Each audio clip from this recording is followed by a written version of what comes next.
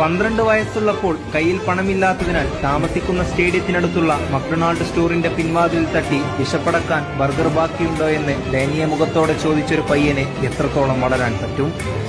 അത് Cristiano Ronaldo എന്ന പറങ്കി പോരാളിയാണെങ്കിൽ ഉത്തരം ആകാശത്തിനും മേലെ എന്ന് പറയേണ്ടി വരും.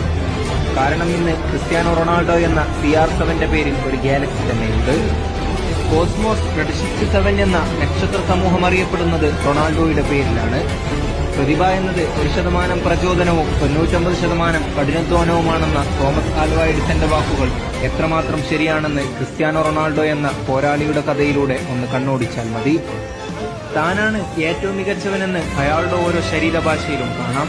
കാലഘട്ടത്തിനനുസരിച്ച് സ്വയം വിളക്കിയെടുത്ത ശരീരവും കാലം കൂടുന്തോറും അസാമാന്യ മികവ് ഒരുപോലെ പുലർത്താൻ പറ്റുന്ന അനിതര സാധാരണമായ സവിശേഷതയുമാണ് ക്രിസ്ത്യാനോ എന്ന അമാനുഷികനെ വ്യത്യസ്തനാക്കുന്നത്.